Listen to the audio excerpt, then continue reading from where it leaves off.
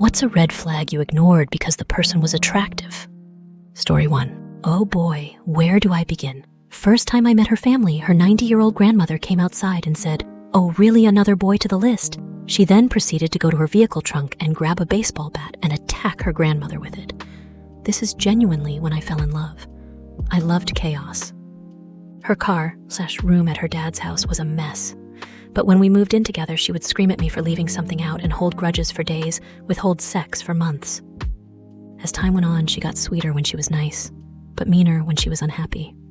It ended with her basically screaming at the top of her lungs every interaction we had.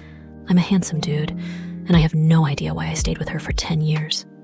She is gorgeous, but she basically blackmailed me into marrying her, forced us to have a child by using the serial weaponization of sex against me. She made my work life miserable, calling and spamming me every day just to ruin my day out of spite. I always just powered through her bullshit, hoping that one day she would just stop and we would be okay. Never happened. She cheated on me, surprise, surprise, with her first ever BF from high school, and many others. Honestly, less of a red flag, and more of a red carpet for this girl. Stay away from Orange County girls, happily divorced now. Story 2. Pretty severe emotional instability, an anger problem, and a lack of emotional intelligence. The woman is autistic, so a degree of struggling with emotions is to be expected. I'm autistic too, so I understand sometimes you get hit by a big slap of emotions, and it's kind of difficult to work out what's going on. That being said, she was incredibly unstable to the point it felt like genuine care work on my part. The slightest thing could tip her over the edge, and not just for a couple of hours. I mean, days, and at some points, actual weeks of her being angry at me for the dumbest reasons. She once introduced me to a friend of hers who didn't really have too many friends, and she was a bit apprehensive around men. I decided to talk to her through Facebook, nothing romantic or sexual whatsoever, and she could see the messages I was sending because she had access to my Facebook account. She was angry at me for about a week because of it. She once got upset with me for a few days when I raised my voice at her after she hit me in the balls for no reason. On top of that, she never made an attempt to figure out her own feelings and deal with them in a healthy way. She'd just dump on me that she felt upset. It was then up to me to both figure out why and to deal with it. If I guessed the wrong way to deal with it, or even guessed the wrong reason why she was upset, anger. Everything that happened to her warranted anger in her eyes. I'm talking full-on screaming at someone because they didn't take the bin out at the right time. It eventually reached a point where she became fully abusive. The gaps between anger where she was okay to be around grew less and less. The things that tipped her over the edge became more and more minor. It eventually became almost farcical. She once got angry at me for days because I refused to turn the central heating on for her after I came home from a day in the hospital at around 9 p.m. She started to isolate me from friends and family, started gaslighting me, making fun of my mental health problems. I could write dozens of paragraphs listing examples of how awful she was. The worst thing was, as my own mental health kept getting worse and worse, I've been diagnosed with bipolar and CPTSD and have several suicide attempts under my belt. I would try so hard to get her to see that the way she was treating me was making me worse. She just didn't care, even after I tried myself. No remorse, no effort to change, no reflection on her own actions. Nothing. Thankfully, I escaped back in February and I'm doing much, much better now. I live with my parents again, and they've been so supportive and loving, as have the rest of my family and the friends I've reconnected with. My mental health is a lot better. I'd now describe it as just annoying, rather than an absolute life-ruining hell. I've been on 3 holidays this year, finished my debut album, become much more financially stable. She also engaged in financial abuse and just generally become a much more happy, positive, and carefree person. Though I do have my off days and my manic depressive phases, it's a lot easier to deal with now I have a home where it's okay to not be on all the time. I don't have to be perfect all the time. So much less stress and pressure, and I can feel it in my bones. Being in that relationship was me, literally. Sorry to ramble on. I don't even know if anyone will see this. But if you ever start a relationship and get an inkling of abusive tendencies, run. Love bombing, suspicion, possessiveness, a blatant disregard for your emotions, blame shifting, controlling, attempting to isolate you, gaslighting, massive overreactions. Just run. Don't be like me. Learn from my mistakes and just run. Story 3. She didn't have a life outside of me, like she stopped talking and hanging out with her friends and only wanted to hang out with me. I encouraged her to do things by herself or go hang out with her friends, but she said she didn't want to. At first, she didn't mind that I hung out with my friends, but then a couple of months go by and she's constantly making plans on days I was going to meet my friends. I had to end it because I just felt suffocated being with someone who didn't understand it's okay to have friends and to do stuff that's not with your partner. Also, she was already planning our life together, including her getting off birth control, and that freaked me out. Story 4. Being addicted to their phone. I'm now a married father of 2 who has to do almost everything. She literally spends almost all of her time watching TikTok and Instagram reels. I work more, I earn more, I cook, I clean, I do school, daycare drop-offs and pickups. I do bedtime routines, I do laundry, I handle all of the bills and finances. Don't be stupid like me.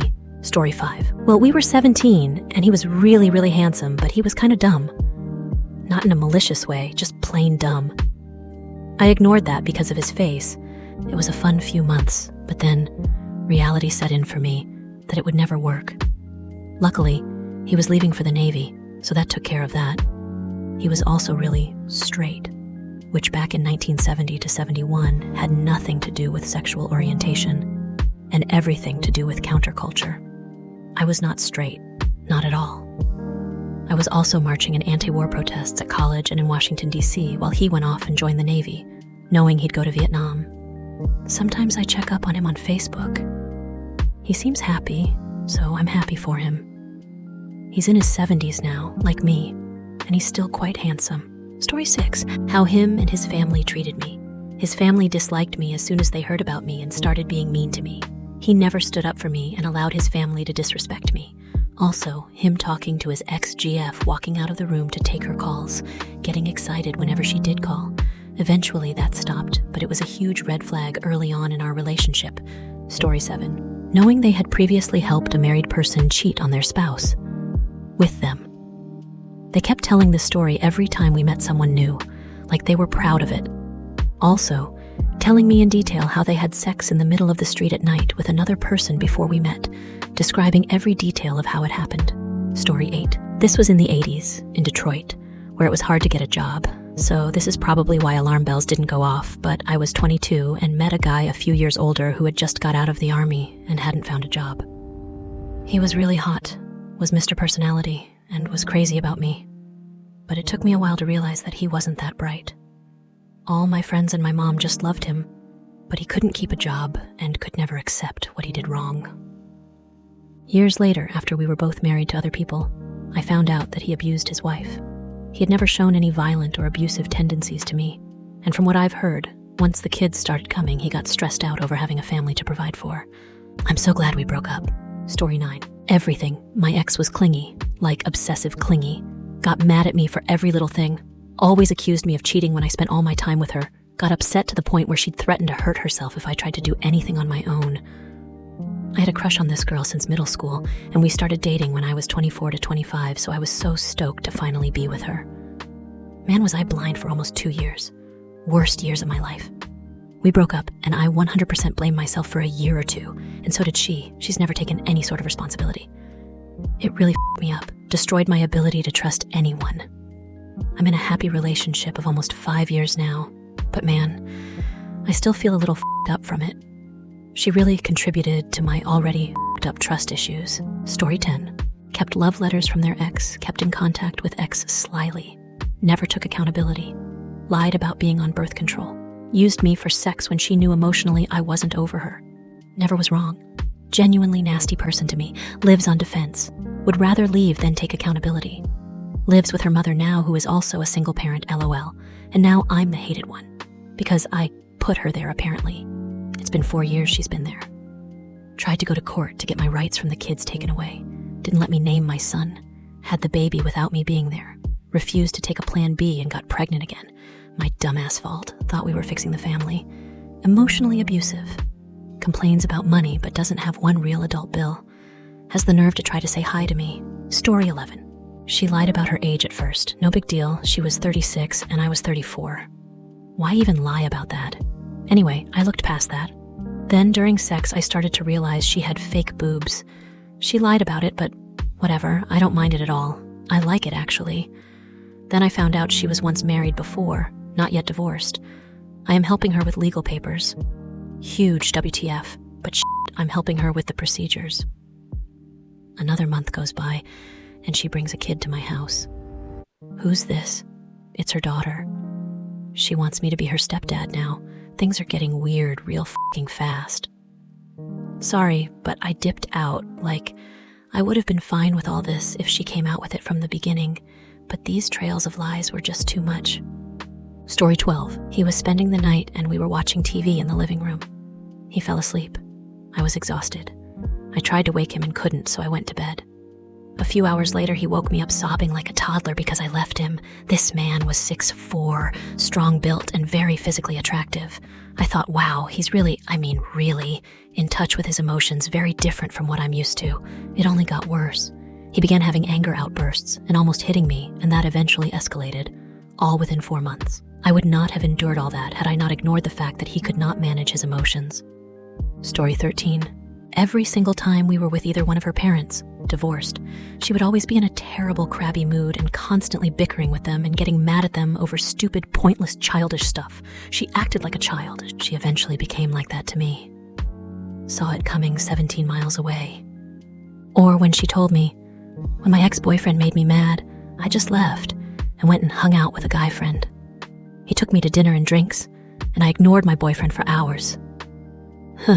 Guess what she did to me? Story 14. She was absolutely gorgeous with a 2-month-old baby. We date for a couple months. Tells me he was a stripper and moved back to her hometown when she got pregnant. She was fun, a decent mother, and drop-fucking-dead beautiful. She also was crazy and tore me apart about a year later, had me questioning who I was and my general worth. I never was quite the same, but damn, was she pretty. Thanks for watching. We upload every day, so make sure to like and subscribe. Have a great day and see you in the next one.